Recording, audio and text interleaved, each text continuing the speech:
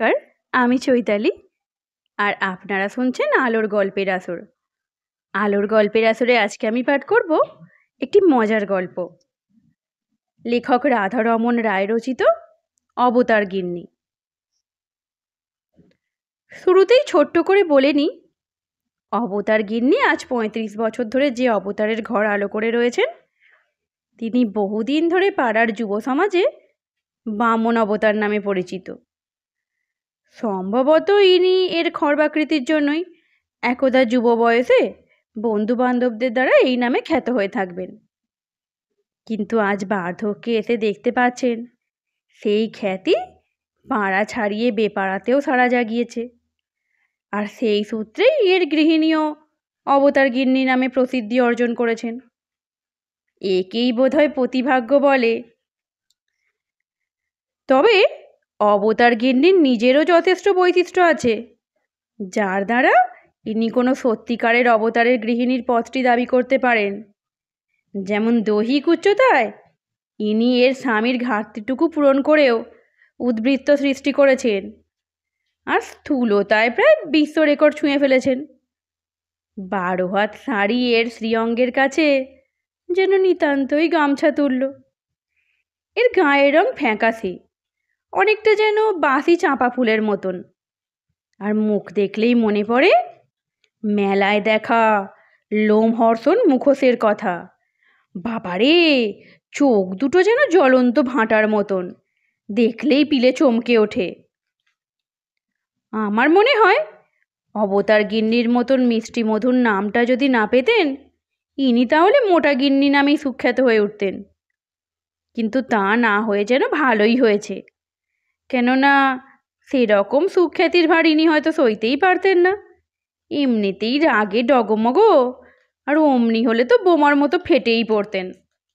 হ্যাঁ, অবতার গিন্নির ক্রোধ বড্ড ভয়ঙ্কর। বিশেষ করে আমাদের মতন ছেলে ছোকরাদের দেখলেই ইনি যেন একেবারে তেলে বেগুনে জ্বলে ওঠেন। এমন কোনো দিন যায় না যেদিন ইনি আমাদের আদিপুরুষের শ্রাদ্ধ না করে জল গ্রহণ করেন। আর ইনি কিনা শেষকালে আমাদের পাড়ার লোকদের মিষ্টি খাওয়ানোর ব্যবস্থা করলেন। না, কথাটা একটু আমি বাড়িয়ে বলছি না।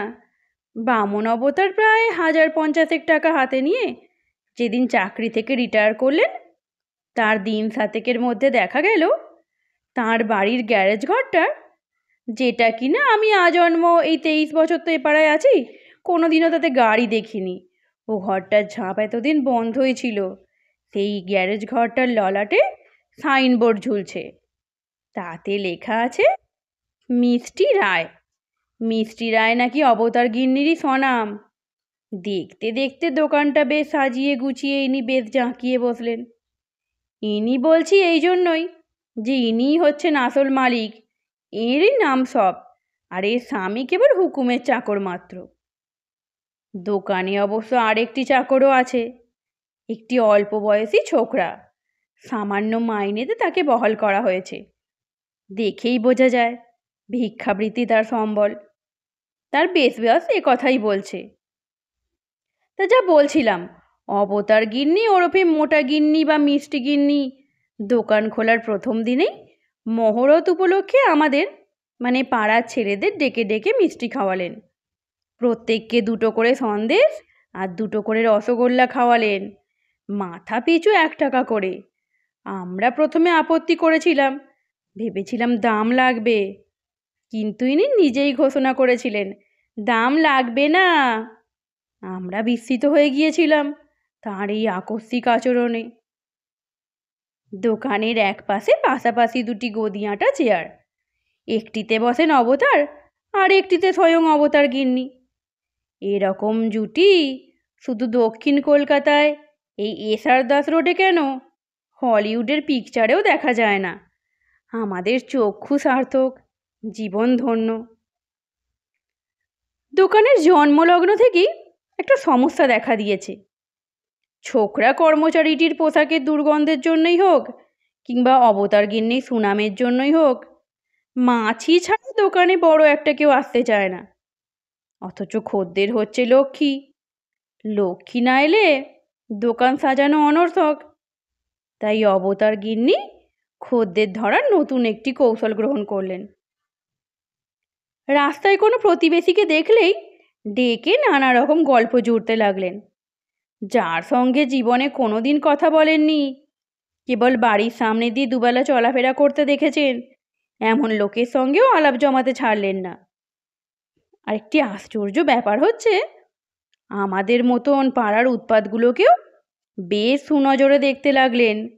শুধু তাই নয়, ইদানিং ইনি আবার হাসতেও শিখেছেন, 6 মাসের বাচ্চার মতো মিষ্টি মিষ্টি হাসি।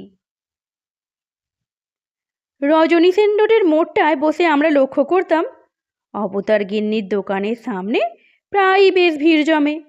মন্দিরের সামনে যেরকম হয় অনেকটা সেরকম। খদ্দেরের চেয়ে দর্শকের সংখ্যা যে অনেক বেশি, তার প্রমাণ আমরা অনেকবার স্বচক্ষে দেখে এসেছি। আমরা দেখে এসেছি মিষ্টি আগেও যেমনটি সাজানো ছিল, এখনো প্রায় তেমনি আছে। ভিড়ের দরুন মিষ্টির পরিমাণের বড় একটা হেরফের হয়নি। আমরা ছেলেরা অবশ্য মিষ্টি রায় থেকে দ্বাদশ হাতেরও অনেক বেশি দূরে থাকি। এর কারণ আমাদের ব্যাচের সবাই প্রায় ট্যাঁকখালির জমিদার। তার উপর দোকানের গায়ে ঝোলানো আছে একটি নোটিশ বোর্ড। তাতে লেখা আছে, ধার চাহিয়া লজ্জা দিবেন না। অতএব আমরা কোন লজ্জায় শুধু হাতে মিষ্টি রায়ের সামনে গিয়ে দাঁড়াই। অবশেষে প্রায় মাস 6 পরে লজ্জার বাণী উধাও হয়ে গেল এবং আমরাও মাঝে মাঝে দোকানের সামনে উকিঝুঁকি মারতে শুরু করলাম। ফলে অবতার গিন্নির সঙ্গে খাতির একেবারে মাখো মাখো হয়ে গেল। আমরা বাকিতে মিষ্টি খাওয়ার সুবর্ণ সুযোগটি এরপরেই পেয়ে গেলাম। একে মিষ্টি, তার উপর বাকি। মাসখানেকের মধ্যেই আমাদের মধ্যে যারা টিউশনি করি তারা পরের মাসে কিছু কিছু শোধ করলাম। যারা চাকরি করে তারা পুরোটাই শোধ করে দিল। আর যারা কিছুই করে না, কেবল বাড়ি থেকে হাত খরচাটা সংগ্রহ করে, তাদের বাকিই রয়ে গেল। কিন্তু পরের মাসে বাকির মোটা অঙ্ক আরও মোটা হলো। এইভাবে বছর খানেকের মধ্যেই মিষ্টি রায়ের গণেশ উল্টানোর উপক্রম হলো। তখন আবার ধার বিক্রি বন্ধ হলো। এই সঙ্গে ধার শোধের তাগাদাও বৃদ্ধি পেল এবং ক্রমশ তা মারাত্মক রূপ পরিগ্রহ করল। শেষে এমন হলো যে অবতার গিন্নির তাগাদার তাড়নায় আমাদের পক্ষে পাড়ায় বাস করাই অসম্ভব হয়ে উঠল। আমাদের গার্জেনদের কাছেও অবতার গিন্নি রিপোর্ট করতে বাকি রাখলেন না। কিন্তু আমরা হচ্ছি কলিকালের দুর্যোধন। আমাদের গার্জেনরা আমাদের প্রতি স্নেহে একেবারে জন্মান্ধ। কাজেই তারা অবতার গিন্নিকে স্রেফ বলে দিলেন, বাকির ব্যাপারে তাদের কোনো দায়িত্ব নেই। বিকাশ চক্রবর্তী আমাদের শিরোমণি। সে একদিন আমাকে ডেকে বলল, মানস শোন। আমি তার কাছে যেতেই আবার বলল, আমি ভালোভাবে খোঁজ নিয়ে জেনেছি অবতার গিন্নির দোকানের কোনো লাইসেন্স নেই। ভয় দেখিয়ে দোকান বন্ধ করিয়ে দিলে কেমন হয়? আমি বললাম, আর সবাই কি বলে? আর কাউকে জিজ্ঞেস করিনি, কেননা কথাটা 5 কান হয়ে গেলে উদ্দেশ্যটাই পণ্ড হয়ে যাবে। এরপর কেবল একটি মাত্র উড়নচিরিতেই কাজ হয়ে গেল। মিষ্টি রায় যেন কতকটা রাতারাতি উড়ে গেল। কেবল পড়ে রইল তার খাঁচা গ্যারেজ ঘরটি। পাখি না উড়েই বা করে কি? যে কারবারে কোনো লাভ নেই, অথবা লাভ থাকলেও আমাদের মতন বাকির পিঁপড়েরাই যেখানে তার সবটুকু গুড় খেয়ে যায়, অনর্থক ঝুঁকি নিয়ে তা টিকিয়ে রাখার অর্থ শুধু অর্থেরই অপব্যয়। অতএব পাখি উড়ল, গণেশ উল্টালো এবং তার একটি ভয়ঙ্কর ফলও ফলল। অবতার গিন্নি ভয়ঙ্করী হয়ে উঠলেন। কারণে অকারণে ঘরে বাইরে ঝগড়া আরম্ভ করলেন। ঘর বলতে তার কর্তা গিন্নি 2 জন মাত্র, আর একজন ছিল তাদের একটি মাত্র সন্তান, একটি কন্যারত্ন। সে এখন মধ্যপ্রদেশের কোনো এক গভীর বনে স্বামীর সঙ্গে বসবাস করছে, কারণ তার স্বামী বন বিভাগেই চাকরি করে। কাজেই অবতার গিন্নি এবার অবতারকেও নিয়ে পড়লেন। অবতারের বিরুদ্ধে তার প্রধান অভিযোগ, তিনি কেবল বিশ্বের মানে আমাদের মতো ধরনের খদ্দেরদের পরিত্রাণী করে গেলেন, নিজের সংসারটির মানে অবতার গিন্নির কথাটি একবারও ভাবলেন না।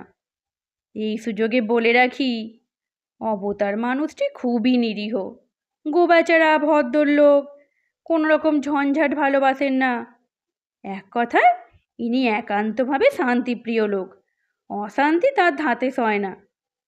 অবতার গিন্নি ঠিক এর দুর্বল স্থানে আঘাত হানলেন। এই আঘাত এতই মর্মন্তুদ ছিল যে অবতারের পক্ষে তা সহ্য করা অসম্ভব হলো। তার উপর ইনি নাকি আবার হাই প্রেসারের রোগী। অতএব মাত্র 24 ঘন্টার মধ্যেই ইনি নরদেহ ত্যাগ করলেন। এরপর অবতার গিন্নি একেবারে বোবা হয়ে গেলেন, সত্যিকারের বোবা। তাই বলে শেষ জীবনে কাজ থেকে সরে দাঁড়ালেন না। গ্যারেজ ঘরটায় যেখানে খাবারের দোকান ছিল শিবলিঙ্গ স্থাপন করলেন, আর তার দেওয়ালে যেখানটায় টাঙানো ছিল ধার চাহিয়া লজ্জা দিবেন না বকুল ফুলের মালা সহ ঝুলিয়ে দিলেন অবতারের যৌবনকালের একটি ফটো।